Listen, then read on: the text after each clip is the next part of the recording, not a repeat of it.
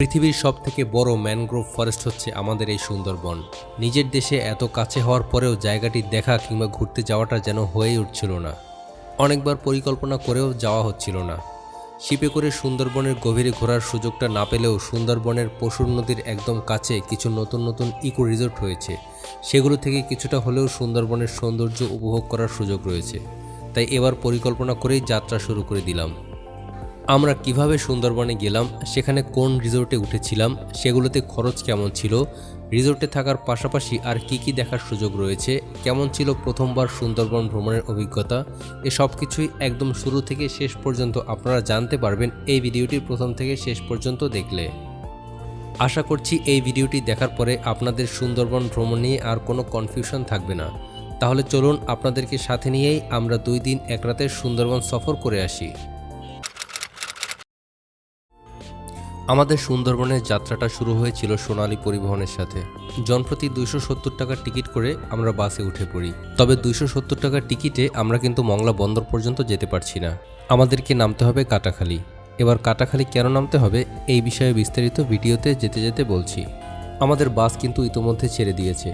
যাত্রাপথে যেতে যেতে বাম দিকে চোখে পড়ল খানজাহান আলী মাজার। এই যে আমরা চলে এলাম কাটাখালী। এখন এখান থেকে আমাদেরকে বাস পরিবর্তন করে উঠতে হবে নতুন বাসে, যেটি আমাদেরকে নামিয়ে দেবে মংলা বন্দরে। কাটাখালী থেকে যারা বাসে যেতে না চান তারা আলাদাভাবে প্রাইভেট কার অথবা মাইক্রোবাস ভাড়া করে যেতে পারবেন। ঢাকা থেকে সরাসরি মংলার বাস রয়েছে হাতে গোনা কয়েকটি। এজন্য দেখা যায় বেশিরভাগ বাসই ঢাকা থেকে এসে কাটাখালী হয়ে বরিশাল কিংবা গোপালগঞ্জের দিকে চলে যায়। বাংলাদেশে যে কোনো প্রান্ত থেকে বাই রোডে মংলা যেতে হলে কাটাখালী হয়ে যেতে হবে।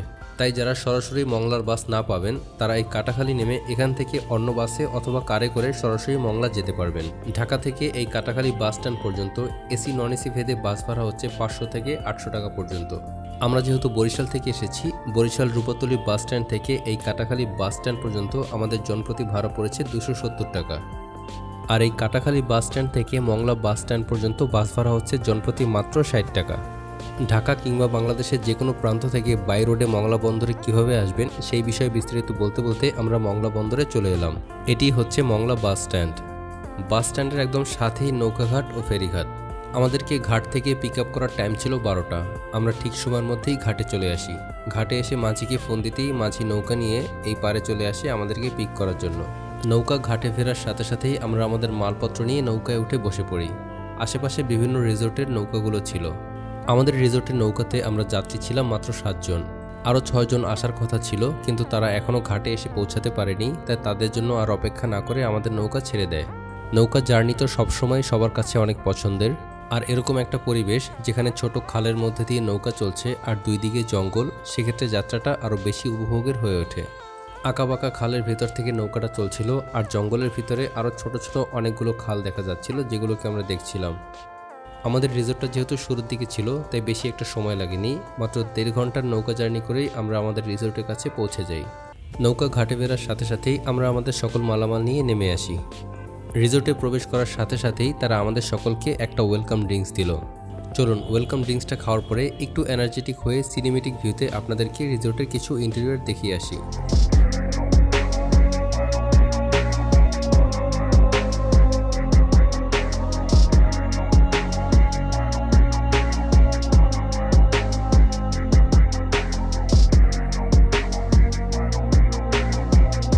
এখান থেকে আমাদেরকে আমাদের রুমের দিকে যেতে হবে। আমাদের রুমটা একটু জঙ্গলের দিকে, অর্থাৎ একটু নিরিবিলি জায়গায় ছিল। এই যে গ্রাম বাংলার বৃহদাকার ধানের গোলার মতো দেখতে, এটি হচ্ছে আমাদের রুম। চলুন আপনাদেরকে এবার রুমের ভিতরটা ট্যুর দেই। এখানে একটি সোফা রয়েছে আর এটি হচ্ছে ডুপ্লেক্স বেডের নিচতলা। এখানে 2 জন আরাম করে শুতে পারবে। আর এই হচ্ছে খাটের দ্বিতীয় তলা। দ্বিতীয় তলাটার নিচতলার থেকে একটু ছোট, বাট 2 জন ঘুমোতে পারবে।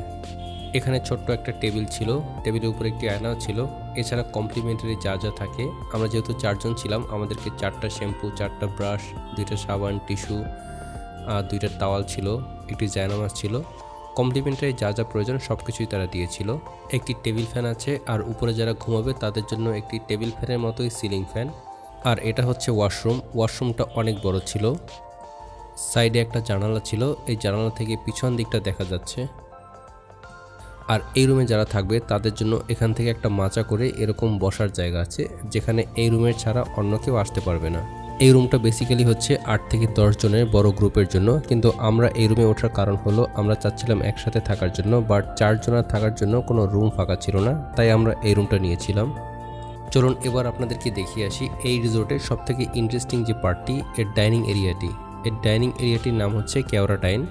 রিসোর্টের লবি থেকে সিঁড়ি থেকে একটু উপরে উঠে দ্বিতীয় তলায় এর ডাইনিং ব্যবস্থাটা করা হয়েছে। এখানে বসার জন্য ডাইনিং টেবিল যেমন রয়েছে তেমনি ছোট করে টেবিল দেওয়া আছে, যেখানে তোষকের উপরে বসেও আপনি খাবার খেতে পারবেন। আর এক কর্নারে এরকম তোষক কুশন দেওয়া আছে, যেখানে খাওয়া দাওয়ার পরে কিংবা যে কোনো সময় বসে প্রকৃতি দেখা এবং আড্ডাও দেওয়া যাবে। এসবের পাশাপাশি ডাইনিং এরিয়াতে দুটো দোলনা আছে, আর এখান থেকে সামনের দিকে ওই যে নদী আর ওই পারেতে সুন্দরবন দেখা যাচ্ছে। এটা হচ্ছে রিসোর্টের পিছন দিকটা, এইটা হচ্ছে আমাদের রুম। আর ওই যে জায়গাটা দেখা যাচ্ছে গোল, ওইখানে রাতের বেলা বারবিকিউর আয়োজন করা হয়। একটু রিফ্রেশ হয়ে এবার আমাদের খাওয়া দাওয়ার পালা। খাবারের সিস্টেমটা হচ্ছে সবজি ভর্তার ডালের সাথে তারা যে কোনো একটা মাছ অথবা মুরগি দিবে, এবং এটি আমাদেরকে আগেই ফোন দিয়ে জিজ্ঞেস করা হয়েছিল আমরা মাছ খাবো না মুরগি খাবো। আমরা যেহেতু 4 জন ছিলাম তাই আমরা বলেছিলাম আমরা 2 জনে মাছ খাবো এবং 2 জনে মুরগি খাবো, তাহলে আমাদের দুইটাই টেস্ট করার সুযোগ রয়েছে। এখান থেকে এইভাবে তারা খাবার সার্ভ করছিল, যার খাবার তাকে নিচে এসে এখান থেকে নিয়ে নিতে হবে।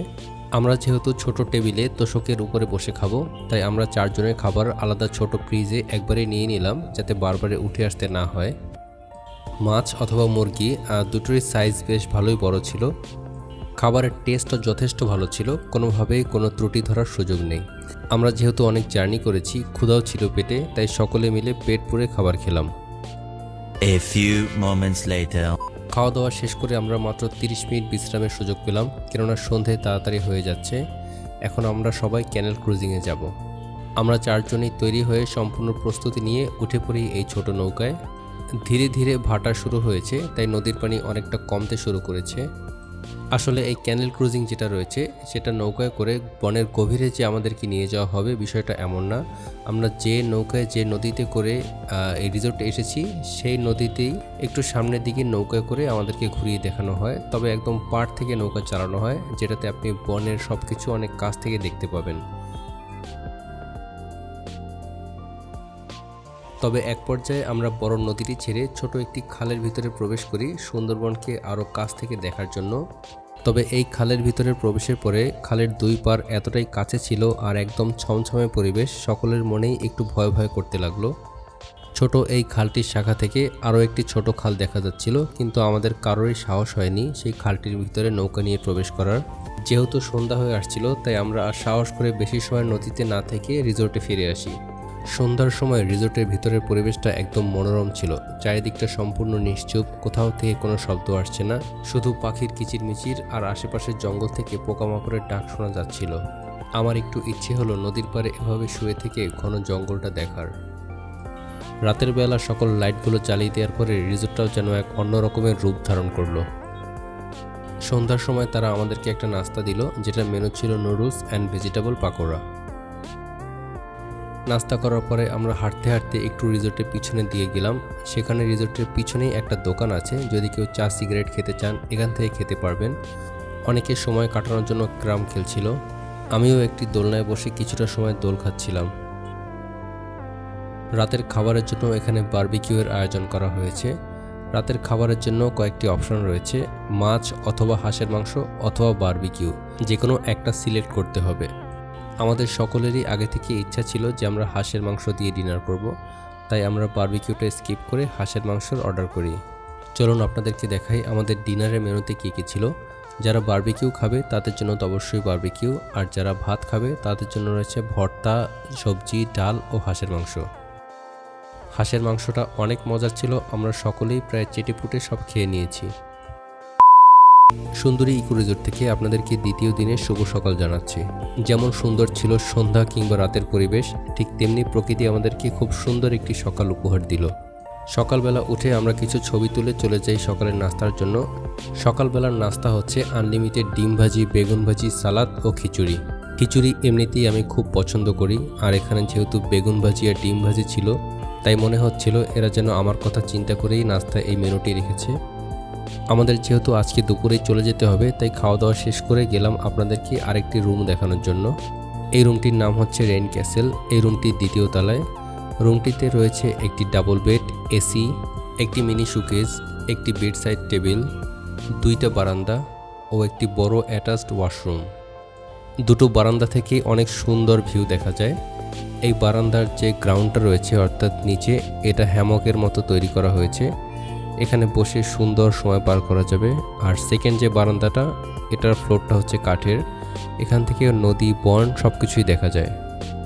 সাপ্তাহিক বন্ধের দিন এবং কর্মদিবসের উপরে রুমগুলোর ভাড়া ডিপেন্ড করে, তবে ভাড়ার রেঞ্জ হচ্ছে জনপ্রতি 3500 থেকে 4500 এর মধ্যে। এখন সময় হচ্ছে চলে যাওয়ার। আসলে যেতে মন চাইছে না, তবুও চলে যেতে হবে। অল্প সময়ের মধ্যে মানুষগুলো কতটা আপন হয়ে গিয়েছিল। এই রিসোর্টের সকলের ব্যবহার ও সেবা অনেক ভালো ছিল, এটা অবশ্যই বলতে হবে। ধীরে ধীরে আমাদের নৌকা চলতে শুরু করে। বেলা 11টার দিকে আমরা রওনা করি। এখন আমাদের গন্তব্য হচ্ছে করমজল। সেখানে আমাদেরকে ঘুরিয়ে তারপর আমাদেরকে মংলা ঘাটে নামিয়ে দেওয়া হবে। বাঘ, কুমির এগুলো না দেখলেও ফেরার পথে নদীর পাড়ে গুইসাপ ও বক দেখতে পাই। প্রায় 40 মিনিট যাত্রা করার পরে আমরা চলে আসি করমজল নৌকা ঘাটে। এখানে আমরা 1 ঘন্টার মতো থাকবো। ঘাটে নৌকা ভিড়ানোর সাথে সাথেই আমরা আর দেরি না করে নেমে আসি। যেহেতু দুপুরবেলা প্রচণ্ড রোদ ছিল, তাই চটপট আমরা এখানে স্পটগুলোকে ঘুরে দেখব। এখানে নামার পরে চারিদিকে শুধু বানর আর বানর দেখতে পাই। বানরগুলো যে যার মতো এদিক সেদিক ছোটাছুটি করছিল। কারো থেকে যদি কোনো কিছু নেওয়ার সুযোগ পায় তাহলে ছো মেরে টেনে নিয়ে যাবে।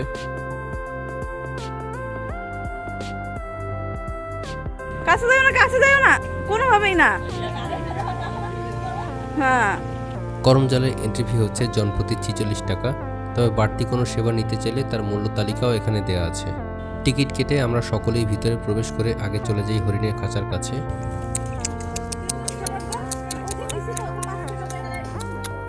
এখানে 5 টাকা করে এভাবে আটি করে হরিণের জন্য খাবার বিক্রি হচ্ছে। আমিও 1 আটি কিনে নিলাম হরিণগুলোকে খাওয়ানোর জন্য। ঘাস পাতাগুলো সামনে ধরার সাথে সাথেই হরিণগুলো খাঁচার ফাঁকা থেকে মাথা বের করে খাবারগুলো টেনে নিচ্ছিল। সুন্দরবনের নদীতে আর কুমির দেখা হলো না, তবে এখানে এসে দেখতে পাই ভর দুপুরে একটি কুমির বিশ্রাম করছে। তার পাশেই আরও কতগুলো কুমিরের ছানা একসাথে বিশ্রাম করছে। এরপরে আরেকটু সামনে এগিয়েই আমরা চলে যাই এই ওয়াচ টাওয়ারের কাছে। এই ওয়াচ টাওয়ারের উপর থেকে পুরো সুন্দরবনকে একত্রে দেখা যায় এবং এই দেখার সুযোগটা কোনোভাবেই মিস করা যাবে না। সত্যি এখানে ওঠার পরে এই ওয়াচ টাওয়ারের উপর থেকে পুরো সুন্দরবনের ভিউটা এতটাই সুন্দর লাগছিল যে নিজের চোখে না দেখলে বিশ্বাস করা হতো না। ওয়াচ টাওয়ারটা উঁচু কম নয়, 5 থেকে 6 তলা বিল্ডিংয়ের সমান উঁচু তো অবশ্যই হবে। দূরে নদীর ভিতর থেকে একটি গ্যাস ভর্তি জাহাজ যাচ্ছিল। মোবাইলের ক্যামেরা থেকে জুম করে দেখার চেষ্টা করলাম যে কতটুকু জুম করে দেখা যায়। করমজল ঘোরাঘুরি শেষ করে আমরা আবারও নৌকায় উঠে পড়ি মংলা ঘাটের উদ্দেশ্যে। সব কিছু মিলিয়ে আমাদের 2 দিন 1 রাতের সফরটা অনেক ভালোই ছিল। আসলে সুন্দরবনে আমার এই প্রথম আসা, ভবিষ্যতে হয়তো আবারও আসবো। সুন্দরী ইকো রিসোর্টে আমরা যে রুমটায় ছিলাম সেই রুম ভাড়া পড়েছিল জনপ্রতি 3000 টাকা। এই 3000 টাকার মধ্যেই মংলা ঘাট থেকে নৌকায় নিয়ে যাওয়া, রিসোর্টে থাকা, সেখানে খাওয়া দাওয়া, ক্যানেল ক্রুজিং, করমজলে নিয়ে যাওয়া, আবার মংলা ঘাটে নামিয়ে দেওয়া। তবে করমজলের প্রবেশের ফিটা এই 3000 টাকার বাইরে।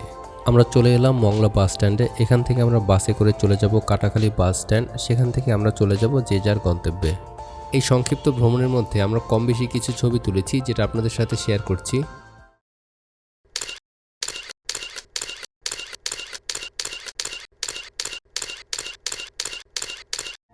তাহলে এখন সময় হচ্ছে আপনাদের থেকে বিদায় নেয়ার। এই ট্যুর সম্পর্কে যদি আপনার কোনো কিছু জিজ্ঞেস করার থাকে তাহলে অবশ্যই কমেন্ট করে জিজ্ঞেস করতে পারেন।